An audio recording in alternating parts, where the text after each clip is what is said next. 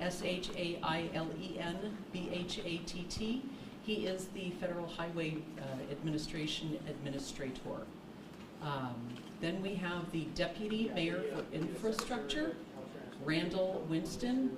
I hope I'm spelling this right, Randall, R-A-N-D-A-L-L, W-I-N-S-T-O-N, followed by the California Highway Patrol Captain Jared Perry, J-A-R-E-D P-E-R-R-Y, and wrapping that up is Tony Tavares, T-O-N-Y T-A-V-A-R-E-S, Caltrans Director. That, I'm going to turn it over to Tokes. Thank you. Good morning, everybody. Again, thanks for taking time to get an update on the I-10 closure, the I-10 fire, and our ongoing work to get it back open. Again, I'm Tokes Somashakin, the California Transportation Secretary. I'll start off with saying that this remains priority number one for us in state government. Governor Newsom is fully focused on this issue, and as I've mentioned several times, and he's mentioned when he mentioned when he was here yesterday, declared a state of emergency, and that means all hands on deck for all of us in state government as we're working to get the roadway back open. I'm excited, as you heard in the intros, that an old friend of mine, Shailen Bhatt, the Federal Highway Administrator, is here, and that's in part because of that state of emergency declaration. You will hear from him as well when I wrap up my comments. But to start off with, just some early news to report on the investigation. CAL FIRE completed their investigation actually 12 hours ahead of schedule at 6 p.m. Last night, and they were able to turn over the site fully to the hazmat team and to the Caltrans team to continue to do their work. So the plan originally was for them to be done at 6 a.m. This morning, but again, they got done early, and Caltrans was able to get full access to the site. This is an ongoing investigation. Even though the investigation is complete, it's still ongoing. So it's too early to say exactly how the fire started. So until we get all that information from CAL FIRE and the State Fire Marshal, once we get all that information and we feel like it's been fully assessed, we will report to all of you. We will share that information with all of you and to the general public as well, but not as of yet. So thanks again, everybody, for joining us for these briefings. We will do these at 10 o'clock and at 4 o'clock every day moving forward. Caltrans is working 24/7, literally, to determine the engineering impact to this vital structure in Los Angeles that carries nearly 300,000 people every single day. We want to make sure that you have the latest on the progress of inspections, analysis, and our approach to getting the roadway back open. We already have 2 contractors on board, one for hazmat cleanup and one for the shoring of the bridge. Last night, one of the contractors was able to install shoring around the most damaged bit of the bridge. This provided for worker safety as well as the opportunity to take samples from the bridge. We will find out more information today from those bridge samples that were taken to understand the extent of the impact, again, from the fire to the bridge. We've been able to take the concrete and rebar samples from on the underside of the bridge and columns. Once we analyze these samples, we will get a clearer idea of our repair strategy. Please know that we're determining the best course of action for getting this bridge back open as quickly and as safely as possible. We have several speakers again here today to give you updates from their field of expertise, including some of our structures and engineering people who may be able to answer some very, very preliminary questions. But as I mentioned, I'm very glad that a colleague of mine who I've known for many years, the administrator of the Federal Highway Administration, is here as well to provide some updates from the federal government. This is going to be key for us because their process waivers that we will need, potential environmental waivers, funding support, All those things the federal government will be able to potentially provide to us. So again, I'm glad Secretary Buttigieg and the White House have sent Shaylin Bott down. Shaylin? Thanks, Mayor Stokes. So, as Secretary Omashakin said, Shaylin Bott, Federal Highway Administrator, and what I am keenly aware of, having also been a Secretary of Transportation in Delaware and Colorado, is the impact, and actually having been in Philadelphia here recently for the I-95 closure, is the massive impact both on local, regional, and even national stakeholders here.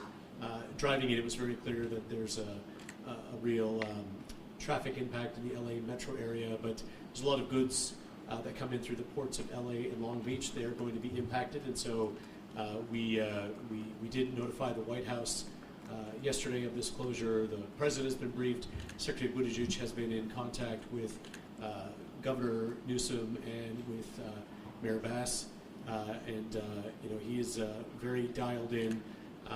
We did receive the initial funding request for ER funding. As the federal partner here, we are here to say that we will provide whatever funding is needed to get this bridge and this section of interstate open as quickly and safely as possible. We will be, we're here on the first day, and we'll be here for as long as it takes. Just want you to know that we have received all of the necessary paperwork. We will process that as quickly as possible and make sure that the funding is flowing. With that, I'll turn it over to the Deputy Mayor. Thank you. Thank you. Thank you so much, Administrator. And good morning, everyone. Again, my name is Randall Winston. I'm the Deputy Mayor of Infrastructure for Los Angeles Mayor Karen Bass. Since Saturday, the mayor has been working urgently with state and federal partners to inform Angelenos and respond to this emergency, again, as you have all heard. Angelenos can visit emergency.lacity.gov for more information. We'll continue to get out the message both throughout the day and moving forward. What you're seeing here today is a great example of this uniform response. Again, on behalf of the mayor, I want to thank our Federal Highway Administrator, Shaylin Bott, for traveling here to assess the damage of the impacted area, and of course, Secretary Buttigieg for his continued support. The mayor also wants to thank our California State Transportation Agency Secretary and my good friend, Tokes Omashakin, for the ongoing and strong partnership with our office, and for joining us this morning before the sun came up, actually, to provide you all with an update in Angelenos about the traffic impacts for the morning commute. During this morning's press conference, the Los Angeles Department of Transportation General Manager Laura Rubio Cornejo also detailed alternative traffic routes for drivers traveling near the impacted area and encouraged Angelenos to consider alternative routes, transit, and other modes of transportation. Yesterday evening, the Los Angeles Emergency Management Department issued a citywide wireless emergency alert, again directing Angelenos to emergency.lacity.gov. Information is also being posted on Nextdoor, on our social media channels, everywhere that we can get the word out to make sure that folks are informed as widely as possible. The mayor wants to make sure that everyone understands that we are acting urgently, and we will not stop until the freeway is up and running again. During the 1994 Northridge earthquake, Caltrans worked around the clock to complete emergency repairs to the freeways, and this structural damage calls for that same level of urgency. So again, we want to thank our federal and state partners for meeting this emergency in that same spirit. And with that, I'd like to introduce from the California Highway Patrol, Captain Jared Perry. Thank you. Good morning, everybody. I'm Captain Jared Perry with the California Highway Patrol, Central Los Angeles area. I want to thank you all for coming today, and also thank our partners. Without all of their support, we could not do this. Just want to update you on the hard closures that we have in place. The Interstate 10 between the East LA Interchange and Alameda Street is closed. Our next closure is the northbound Interstate 5 transition to the westbound Interstate 10. The next closure is the southbound I-5 transition to the westbound I-10. And then all eastbound traffic on the Interstate 10 is diverted off at Alameda Street. And we're partnering with the City of Los Angeles Department of Transportation in funneling those detours around surface streets and back onto the freeway. I just ask all of you traveling through this area during this time, just please exercise patience. Please stay off your phones, trying to avoid taking pictures. And also, please stay away from the site and trying to access it. I have CHP officers that have increased patrols, and they're also securing the closures with officers. So again, please stay away from the area, let the workers do their job, let the trucks get in and out so this can get resolved quicker. Thank you very much for your time. And with that, I'd like to introduce the Caltrans, Mr. Tony Tavares. Good morning, everyone. I am Tony Tavares. I'm the director for the Department of Transportation, Caltrans, and just want to reiterate a few points that Secretary Omashakian mentioned a bit earlier. Our Caltrans teams are working around the clock to ensure that we inspect this facility, the bridges, that we are taking core samples, that the facility is safe before we reopen it, and to also understand what type of work will be necessary to either reconstruct or rebuild those bridges. Also want to reiterate the point that CAL FIRE completed their fire investigation yesterday at 6 p.m. on Sunday, and they were able to hand over full control to Caltrans to allow us to go in and work with our engineering team, our structural engineers and inspectors to start coring the concrete of the bridge, the superstructure, the deck, and the columns themselves. So we don't have results from any of the core samples at this moment, but we will have them shortly. Initial emergency project funding has been secured, and we have 2 contractors on site performing the hazardous materials waste removal, and we have a prime contractor also ready to get to work with the structural work that needs to be done. We've also secured the perimeter of the bridge site. We've taken over control from Los Angeles Police Department, and we thank our partners at the City of Los Angeles Police Department, and Mayor Karen Bass. So we recognize, Caltrans recognizes the impact and the loss of this section of freeway on Angelenos. And as a former Angeleno myself, I want to tell you how much I understand the importance of this freeway. My teams will be working around the clock to get this reopened as quickly as possible and as safely as possible. I have provided the necessary resources, and if we need additional resources, I will provide those resources here. The urgency is now. We will get this taken care of. So I want to thank you all for being here this morning and look forward to our briefing at 4 p.m. Thank you.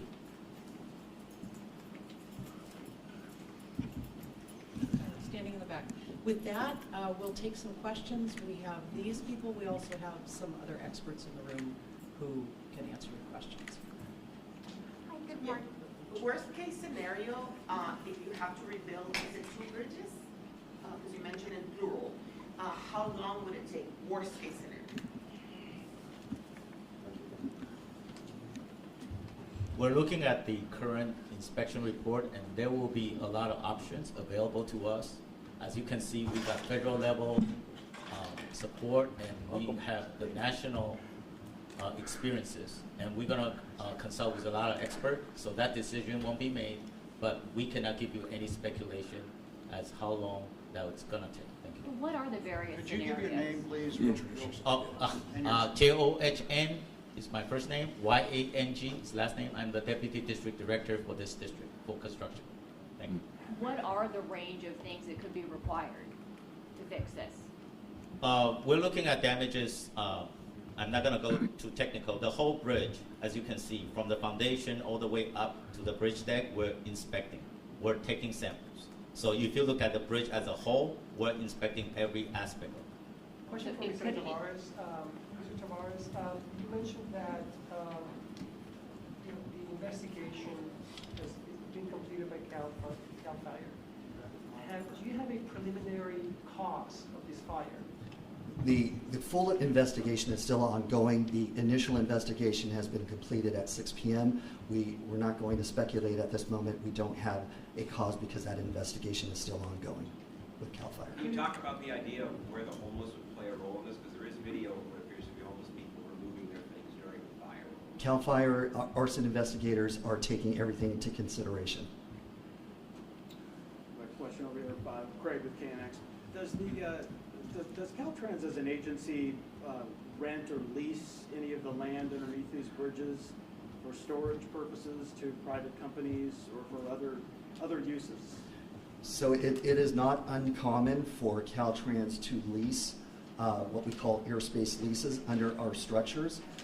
It is common practice. Is what burned over the weekend the product of stuff that was being leased or stored there?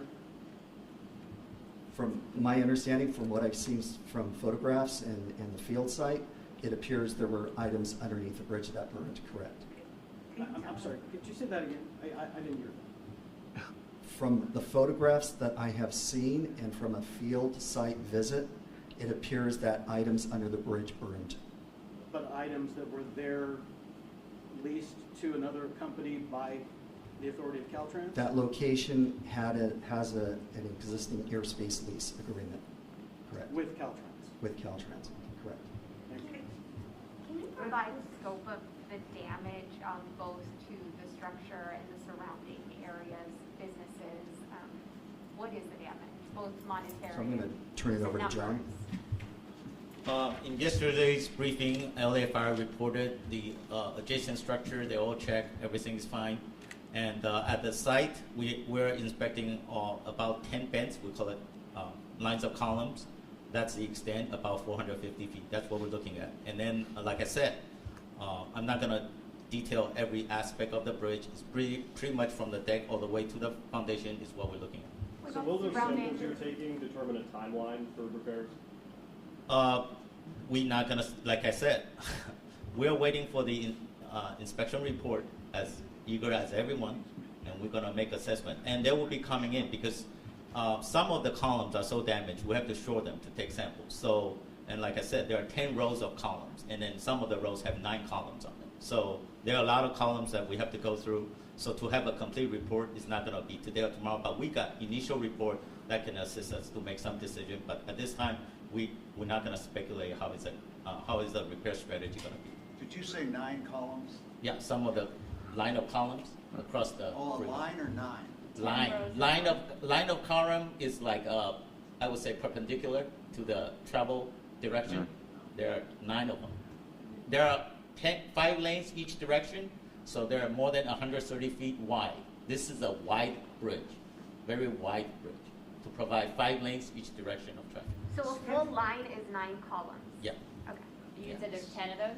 10 Yeah, rows there are per about lane? 10 of those, and then we're actually may even expand over to the adjacent one that doesn't even look. So like burned. 90 columns?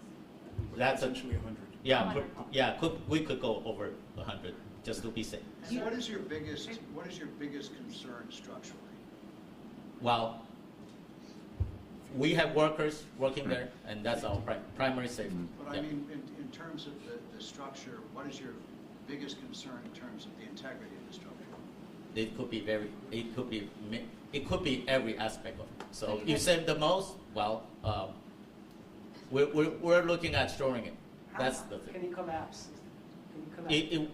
Right now, we do not believe it will collapse. We've got workers underneath, and we're shoring the portion that you feel that it's going to collapse, it's going to be shored. So that's the number one priority we're doing is for worker safety. So as you can tell, we're doing worker safety, shoring, and everything. So we've also spoken to a lot of merchants, business owners that say that they had spaces rented below the freeway. Can you explain to us how that works? Because there's a lot of them that say that they have like tow trucks down there, that they rent the space from the city or from Caltrans. Can you explain a little bit about what that means and how many people you rent out to in that location?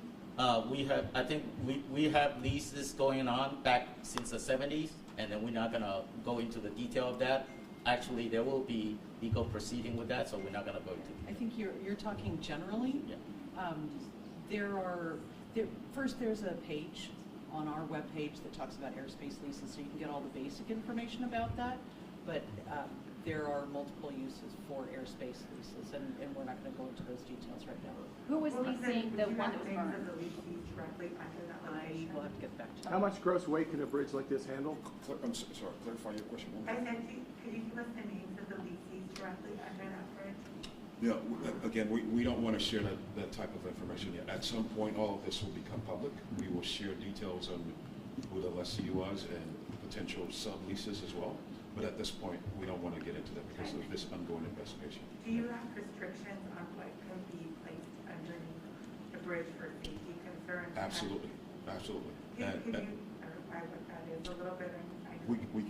We can get details. We can probably get you details on exactly what's allowable and what's not allowable on our bridge. But I'll tell you that the district team, the District 7 team, was doing investigations on this bridge, and they were reporting back up to headquarters on all the issues related to challenges going on with this lessee. So we've been looking at this for several months. So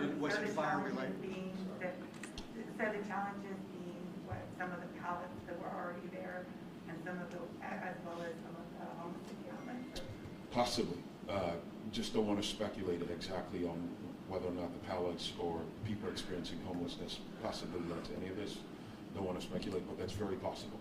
That's something we'll look at. How much weight? One more question, then we got to move on. Has that been a location where Caltrans has had to clear out in the past? This particular location? Yeah. The governor mentioned this yesterday, just roughly 14, 15 months ago. The governor and I were exactly adjacent to this location, clearing an encampment. We spent more than a couple of hours here, but it was adjacent to this bridge, not directly under the bridge where this fire likely started. So yeah, absolutely. You put up some really good visuals behind you. Is there anyone who can explain any of that to us? Sure, yeah. Sure. John, do you mind explaining impacts to the bridge fire? You can stay at the podium.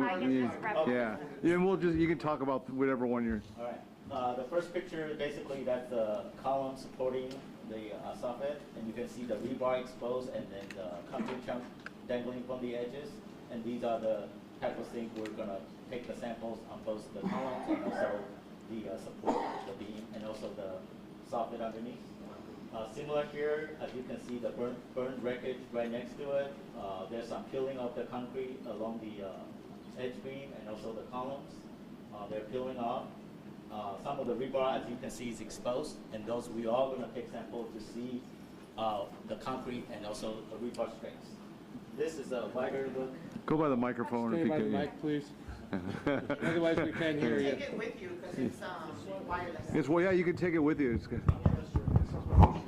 Karaoke. I'm not gonna sing.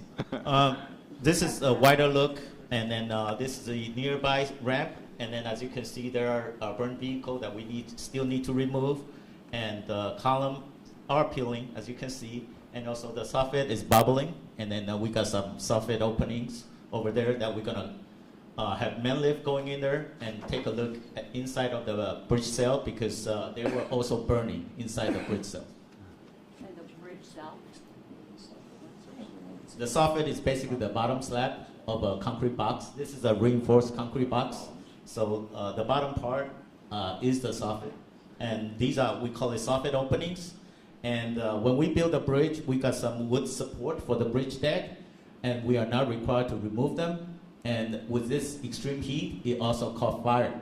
So we're gonna have men lift with our inspectors going underneath. And then we're gonna go in there with the proper attire and take samples inside of the bridge cells and where the lost decks are. This is another look of the concrete peeling with rebar exposing, and probably what you see is the storage of the vehicles. Same thing, concrete peeling on what I call the bottom of the reinforced concrete box. Some peeling, and as you can see, you already see many columns. They're all in various degree of damage, and we're going to inspect every one of them if the strategy remains to be shoring this bridge. So Out of all these, what's your biggest concern? we have no concern for worker safety working underneath. That's why we're clearing all the debris. We already have all the environmental testing done. So right now, that's what we're doing. How much weight can this bridge handle? I cannot tell you that. We got all the standard federal highway truckloads. Is there Can I damage ask to you the one last top deck? question? The top deck, and is there any chance? There's small portion of the top deck that we inspected. We're taking sample, and we're also taking a lot of sample all around the driving surface. Is it Could I ask- possible they could need to be rebuilt? We're not going to speculate. Could I Do ask you you, have some what- samples how back tall, today? how tall is the, give us a sense of how, the circumference, how wide these columns are. The columns and are how about- tall they are. The column's about 3 foot in diameter. There are many of them. And then on the both side of the street, the clearance is 15 foot 9 inches. And how tall typically are they? I know there's different. 15, 16 feet, as you can imagine. It goes down to the bottom, and I'm not going to tell you how deep it is, but exposed all the way, vertical clearance on the roadway surface is 15 foot 9 inches on the city streets. And how long is the stretch that's structurally compromised? How long is the stretch structurally? It's 450 feet we're looking at, more than 130 feet wide for 5 lanes each direction. That's the whole extent, and like I said, we might go over a little bit. Captain, can you talk about the morning commute, how it went? Better than expected, as expected? Yes, you can imagine we've been monitoring that, especially through our Los Angeles Regional Traffic Management Center, and it was definitely more congested than it usually is for a Monday morning. Usually Monday mornings we experience a little bit lighter morning commute than the other weekdays. However, with this full freeway closure, we definitely noticed that our surrounding freeways, the 101, the 110, the 5, those definitely had a lot more traffic that impacted our morning commute. You talked about, people taking public transportation if they can, maybe for the mayor's office, and just largely, are you working with agencies to talk about maybe incentives or offering free rides, what that would look like to get people to do it if they can? So you hit the nail on the head there in the messaging. We are encouraging everyone, Angelinos, both in the city of Los Angeles and obviously in surrounding areas, to take transit, take advantage of MetroLink, various modes that are alternative routes, and we know are better for our city and region long term. That being said, we are assessing traffic patterns dynamically on a regular basis, and any incentives or increases to transit service, those decisions will be made in a forthcoming manner. So stay tuned. All options are on the table. Thank you. We're going to call right now. We're going to do these briefings twice daily.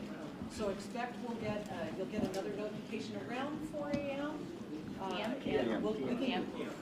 PM, sorry. 4 a.m. Is it back here at 4 p.m.? Back here, or? We'll let you know. Oh, it's a traveling show.